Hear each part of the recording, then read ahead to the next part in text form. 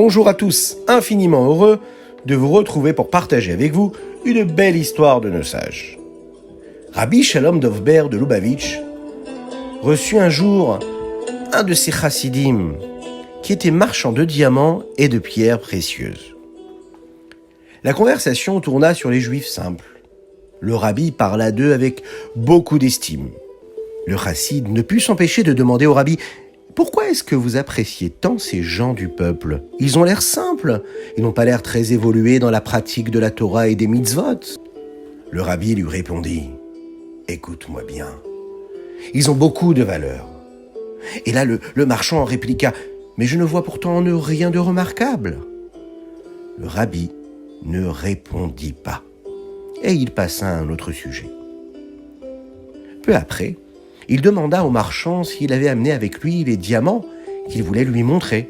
« Oui, répondit le chassid, j'ai le sachet sur moi, mais aussi longtemps que le soleil brille, on ne peut pas juger de leur valeur. Il va falloir attendre, mon cher rabbi. J'attends qu'il fasse sombre pour vous les faire admirer. » Quand le moment arriva enfin où le chassid put montrer ses diamants au rabbi, il déversa le contenu du sachet sur la table. Il étala les pierres précieuses l'une à côté de l'autre, et il montra du doigt l'une d'elles. « Cette pierre, dit-il d'un ton enthousiaste, est une pure merveille, mon cher rabbi. » Le rabbi le regarda et lui dit « Mais tu sais, moi je n'y vois rien de remarquable à cette pierre précieuse. Je ne vois pas ce qu'il y a de particulier. Il y a différentes pierres précieuses qui sont posées ici. » Le marchand répondit au rabbi « Mais c'est évident, il faut être un connaisseur pour comprendre la valeur des diamants. Il faut connaître la valeur de chaque diamant, être capable de dire quel est le diamant qui est le plus beau, qui a le plus de valeur. Et puis vous savez, chaque diamant faut qu'il soit travaillé. » Le rabbi Shalom Dovber le regardait et lui dit « Il faut que tu saches que pour les juifs, c'est pareil. Il faut être connaisseur pour remarquer quelles sont les pierres précieuses et quelles sont celles qui le sont moins. Il faut être un connaisseur pour savoir quel est le juif qui est pur, quel est le juif qui est une pure merveille. Un diamant, c'est particulier. Une pierre précieuse, c'est particulier. L'âme d'un juif aussi est particulière. Tailler et polir un gros diamant peut demander à un expert une année entière. Il faut une patience extrême pour cela. De même qu'il faut une grande habileté professionnelle pour y arriver. Et puis chaque diamant a son caractère propre. Et plus le diamant sera gros, plus la pierre sera grande, et plus élevé sera le prix. Il arrive parfois qu'un spécialiste puisse fendre le diamant juste au point voulu, d'un seul coup de marteau. Et de cette façon-là, il a la possibilité de lui donner toute sa valeur d'un seul coup. De nos jours, les diamants sont taillés la plupart du temps au moyen de scies spéciales. Ce sont des roues circulaires qui sont aussi minces que le papier. Elles sont recouvertes de poussière de diamants, mais aussi d'huile d'olive.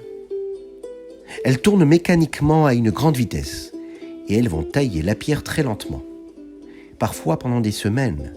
Le diamant étant la matière la plus dure qu'on connaisse, seul un diamant, son semblable, peut le tailler. C'est la raison pour laquelle on utilise cette poudre de diamant pour le tailler. Il faut beaucoup de patience, il faut beaucoup d'amour pour ce diamant brut, pour qu'il devienne un jour un beau joyau qui brille de tous les feux de l'arc-en-ciel. Le Baal Shem Tov a observé la pertinence de chaque juif, en cela qu'il était pour lui un diamant. Chaque juif possède toutes les qualités naturelles. Parfois le juif est dur, parfois il est vulnérable, parfois il garde la foi, parfois il se sent affaibli. Les qualités du juif brillent comme les rayons du soleil, comme les rayons d'un diamant qui brille. Mais de même qu'un diamant est une pierre brute, et que ce n'est qu'après avoir travaillé dur cette pierre-là, afin de faire sortir toute sa propreté, toute sa brillance, toute sa particularité, on va retirer la couche de boue qui est dessus. On va éliminer toutes les petites saletés. On va faire ressortir l'étincelle intérieure afin qu'elle puisse briller à la surface. Pour nos frères juifs, c'est pareil. Il faut beaucoup de patience, il faut beaucoup d'amour. Il faut une grande avat Israël, l'amour de son prochain afin de faire paraître ce qui est bon chez l'autre juif. Il faut être capable de frapper au bon endroit. Il faut être méticuleux. Il faut être précis. Et bien sûr, de même que seul un diamant peut tailler et polir un autre diamant, ainsi en va-t-il pour le juif.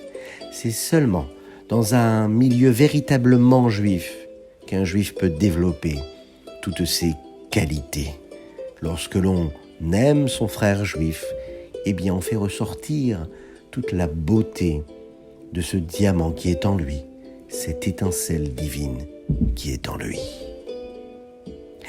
Une spéciale dédicace aujourd'hui pour Ouriel Benamou de Montpellier, qui nous écoute avec ses frères et sœurs assidûment. Continuez à nous suivre et vous pouvez faire vos dédicaces sur torahaudio.fr ou par téléphone sur WhatsApp. N'hésitez pas et on vous souhaite plein de bonnes choses et de belles vacances.